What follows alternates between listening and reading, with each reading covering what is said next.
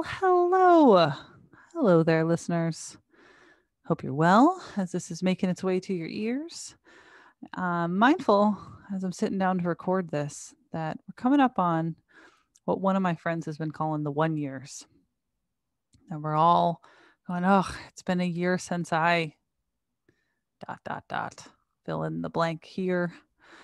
It's the 1 years, the 1 year unfortunate anniversary of this situation that we find ourselves in as a species, and then as communities and households and countries and families and individuals. Um, of course, we're not sure what's going to happen, definitely. Not that we're ever all sure what's going to happen, but it does feel like there's this next level of not sure what's going to happen. Our president, our current president here in America, says that we'll have the option to be vaccinated by the end of May, which is breeding a lot of hope, I think, for many of us. But underneath that is, of course, a lot of questions like, will people take it? And will there be variants? And what happens to the global economy? And blah, blah, blah, blah, blah.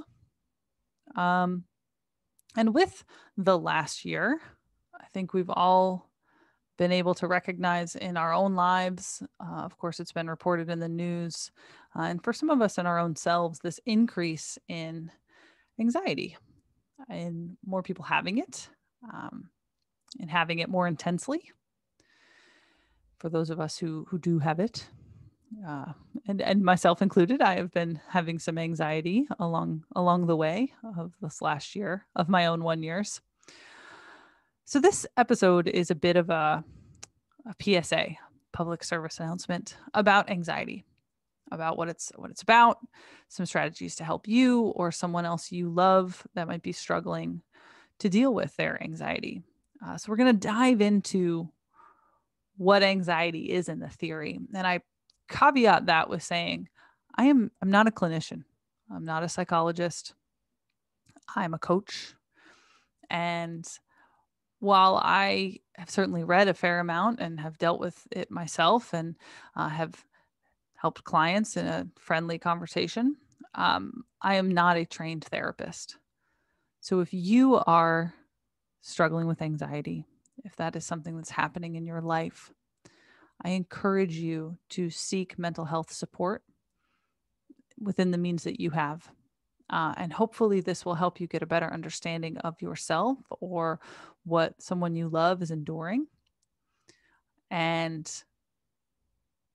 yeah, and get a toehold for all of us as we move through all of this. And this is the last in a series of shorter episodes diving into specific topics. So next week, we're going to get back into regular interview episodes. The next episode after this is going to be a special episode. So hopefully you've enjoyed these little snippets of information. And if there are topics that you'd like me to dive into next time, please don't hesitate to reach out, because I suspect that every so often I'll drop a batch of these as different themes emerge on the show that we want to dive into. So let's get to it. So the question to start with is just, what is anxiety? And I like to define anxiety as the fear of an uncertain future. But the question that immediately came to mind as I was putting my notes together on this was, well, is that vague? Is it vague to say that anxiety is a fear of an uncertain future? So we're going to unpack that a bit to start. I think we can all agree after this last year that there is no certainty in the world and in human experience. Our minds use everything that has happened up to this point in our lives to forecast what we think is going to happen, what's most likely to happen based off of the data of our lives. That is called prospection. But you don't really know what's going to happen. So anxiety is the physiological reaction to that not knowing when we think that the thing that might happen is bad. Because when it's good, we call that excitement or anticipation. But the trick is that they are very similar physiologically. Meaning, like, what happens in your body between anxiety and excitement is very similar. Some researchers even say it's so close that they say it's the same. So it's the same biology. What's different is the story that you're telling yourself about the thing. And the best example I've come across is stage fright or the anxiety around public speaking. So, are you scared to go on to perform or to sing? Or is your body just upregulating to prepare you to be on? Because either way, it is a hormone response. Those hormones then upregulate your blood flow, your available blood sugar, a whole bunch of other stuff around adrenaline so that you can process information faster and be more on the spot. Or if it's anxiety because you overreacted in those hormones, you can focus less and your palms are sweaty and you keep stumbling. But it depends on your physiology and the story that you're telling yourself about what those reactions mean. Because if it's, I'm so excited, I can't wait to do this, you're getting amps and it feels good. If it's like, oh God, I'm starting to get anxious, it creates a feedback loop of more negative reaction, more anxiety, more negative reaction, more anxiety, on and on and on until like your palms are sweating and you drop the mic. Because the reaction in your body is the same ish, but the reaction in your mind is different, which is neat in a way. Because if we stick with this example, you could reframe yourself in the moment and tell yourself, like, if it is like starting to feel a little bit like anxiety, be like, no, I'm just really excited. This worked for me for a speech. Actually, the last in-person speech I gave before this all started, my own little 1 year. I was starting to get nervous because it was kind of a big deal. And I was like, no, you're not nervous. You're just real excited. And it worked. So that's kind of cool, but whatever. Back to anxiety. The trouble comes along when you're not about to step out onto a stage in front of a bunch of people. The trouble comes when you're suddenly getting that feeling, but you're just lying on the couch or in your bed, or maybe it's social anxiety and you're about to see friends. I mean, back when that was a thing we could do. It's worrying in that moment about something that might happen. But the worry is happening in your body too. And sometimes we don't even know what the worry is actually about. We're having anxiety without a root. And in that way, to circle back to that first statement, anxiety is related to time. It's about not being in the moment that's happening right now because you're being pulled into that uncertainty of the future and having a negative reaction now. It's getting sucked into the maybe when nothing's actually happening in the moment you're in. So for someone who's never had anxiety like that or an anxiety attack, it's that about to go on stage fright, overwhelmed, freak out feeling, but you're like laying on the couch watching TV. And sometimes you don't even know why it's happening. So how do you deal with a fight that your body's having with time? And that's kind of what the rest of this episode is about. Because so many of us are in a dance with time right now. And I want to share some of the things that work for me. I want to share some of the things that work for my clients. I asked a few clients what they use. And I want to share some of the theory about why that stuff works. So the first is to share with you a mantra that I use for myself. So when I catch myself in that anxiety upregulation, something that's sucking me out of this moment, the line I use is to be in the moment you're in. Because anxiety robs us of where we are and who we're with and what we're doing by pulling us out of the moment. So by reminding myself, no, be in the moment you're in. It's an anchor to right now so that I can actually enjoy and process and deal with the things that are in front of me instead of an uncertain future. because that emergent horizon of things that might not ever happen is not worth my energy if I can control myself. So then the question becomes, if you do buy into this idea that anchoring in this moment is what's going to actually help, how can you actually anchor into this moment? Like, what are the things that work? Well, you can focus on something tactile, a physical sensation. To give you kind of a silly example, something that really works for me, I used to have a lot of anxiety when I woke up in the middle of the night. I wouldn't be able to sleep. And it would trigger insomnia by having this midnight anxiety. So if I'm lying in bed and I can't sleep, I've intentionally invested in the softest, nicest, comfiest sheets I could find so that in that moment, I can rub my toes against them and feel how comfortable my bed is and consciously tell myself, oh, this is such a soft, cozy, wonderful bed as a soothing tactic to my midnight anxiety and to get myself back to sleep. So the tactile sensation of the sheets soothes me and anchors me where I am. Or you could indulge in another sense. You could find something to savor.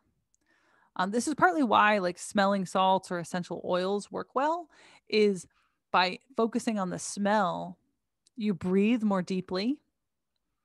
That helps to relax your body through the deep breathing. And you can focus on the smell of the thing instead of whatever sensations were spinning you up. Music is also a good one, another sense that you can indulge. And if you really want to up the ante, you can dance to that music, which kind of nicely leads me into engaging in some kind of rigorous physical practice also helps with anxiety. Because of the physical activation that's happening, the physical response of an anxiety reaction, moving helps because it reassociates the energy. And from an actual chemical, physiological level, when you're having anxiety, you're releasing blood sugar as if there was a threat. By moving, you're then using that available energy, and it has less long-term negative physiological adaptations. Rhythmic movement is especially good.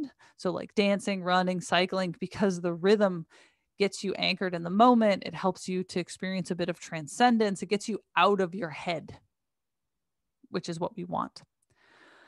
And again, if you really want to up the ante, let's add one more ratchet here. If it's of a moderate intensity, something that you could sustain for 20 minutes or more, you'll get the added benefit of it making you more sensitive to serotonin, which is one of the feel-good hormones, because moderate intensity exercise for longer than 20 minutes increases endocannabinoid receptor density. And I think it's cool that we know that. Just throwing it out there. I love science. You can also practice anchoring in the moment through different types of meditations. So present moment awareness is literally focusing in the present moment you're in. And you do that typically with some kind of anchor. So that could be breath training or breathing meditations, mapping your own physical sensations. I like that one a lot. And then mantra meditations, which are not my favorite. Like it's okay. Maybe you love mantra. If you go back and listen to the Amanda Masters episodes, she does a lot of mantra meditation. So any of those are giving you something to focus on that's happening right now instead of spinning up. Loving kindness meditation, also called metta, M-E-T-T-A, metta meditation, has also been shown in research to increase well-being more significantly than other forms of meditation. And it also can increase your self-compassion in the long run, because loving kindness meditation is about feeling the sensations of loving kindness and extending it to others, and then eventually trying to extend it to yourself. And if you've listened to our 2 episodes where we talk about self-compassion, you know that extending kindness and common humanity to oneself is one of the elements of self-compassion. So that can help as well. Now, this last one I have very little experience with myself, but I do have a number of clients who have experimented with tapping. It's a technique where you tap certain points on your body because it helps release tension in those points. And you can do a quick search for it. It's pretty easily Googleable, tapping for anxiety. And they swear by it. They have had very good experiences. And I want to caveat this with, if you're someone struggling with an intense anxiety disorder or something at that level that you need help, some of this is probably going to sound like a bit of nonsense. And of course, I suggest that you get professional assistance, because with everything we're going on for us, we're all going through it. So this information is intended to help those who are confused or struggling or curious, because there are many people out there who cannot afford professional assistance right now. And many of those services are overwhelmed, or you might be in a situation where you can't find a good practitioner, or you might be in a situation where that's just not an option for you culturally or socially. And that's okay. You still deserve help. And it's also worth noting that there are a number of lifestyle behaviors that can help with anxiety. We're going to rattle a couple off here. The first is just limiting caffeine. Because caffeine, and I don't just mean caffeine, I mean any stimulant. Because if it's an upregulation of your adrenal hormones, stimulants stimulate your adrenal hormones. So having more of them makes it worse. And, because anxiety is those same hormones having their switch flipped on and getting kind of stuck. So coffee, caffeinated teas, energy drinks, you're just pouring gasoline on that fire. And the same goes for nicotine. And that means smoking, vaping, or having gum. And you may not realize that nicotine is a stimulant, because when you use it, you often get this relaxed sensation, which I know, because big surprise here, I used to be a smoker. That is epinephrine. It's another one of those feel-good hormones. And it sounds good theoretically, right? That but it releases a feel-good hormone. But the same hit of nicotine also releases a stimulant into your body, stimulates your adrenal hormones, like any stimulant, and that then upregulates your blood pressure and heart rate, which are two of the things that happen when you're having an anxiety attack. So smoking actually increases your likelihood, and not just smoking, any nicotine use increases your likelihood of having some issues with anxiety if you are already having anxiety. Now, some people might tell you that THC helps with your anxiety too, but I'm going to throw this out there. There are not a ton of studies around THC use and their physiological adaptations and how that affects anxiety and da-da-da-da. But there is some early research on THC and sleep, specifically REM sleep. So when you feel like you wake up groggy after you've had some THC, revealing myself a little bit here, it's partly due to the lack of REM sleep. If you lose enough REM sleep, it can make your anxiety worse. So it's important to balance your THC use and limit it within a few hours of bed so that you get good sleep. And that's going to help long-term with your anxiety. I'm also going to throw out, same thing, we're getting deep in the substances here, avoiding alcohol too. Because alcohol does two things. It lowers your self-regulation, your sense of self-control. So if you're struggling with controlling your thoughts and then you start drinking, you're not going to get more control of your thoughts from that behavior. And it also diminishes your sleep, specifically deep sleep, which is where you have the reparative functions and the restorative functions in the brain. So if you're not getting deep sleep, your brain is then going to struggle. You're going to feel crappy. So alcohol can exacerbate it as well.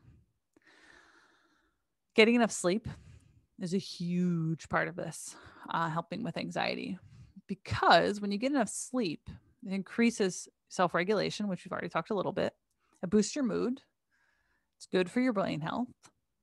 And quick tangent here. You might know, you might not know, that when you sleep, it actually cleans your brain.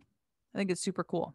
So as you fall asleep, your brain shrinks a little bit and your cerebrospinal fluid floods into the spaces created by that shrinkage, flooding the brain. And then as you come out into your later stages of sleep, the brain returns to normal size and the fluid flushes back out, carrying with it the protein byproducts that are the waste products of your brain's normal processes. And that happens a few times a night. So when you don't sleep or you don't get good sleep, that flushing of the brain byproducts, that cleaning of the brain, it can't happen. And I have a theory that in our lifetimes, I strongly believe this, a bunch of health issues that we struggle from in the West, more and more of them are going to be linked to stress and sleep. And I think anxiety is one that we're going to see a huge correlation. And the last in this list of lifestyle practices that can help if you're struggling with anxiety, eating a balanced diet. Because eating junk makes a lot of things worse, but one of them is that it can contribute to anxiety. There are studies linking gut health to mood.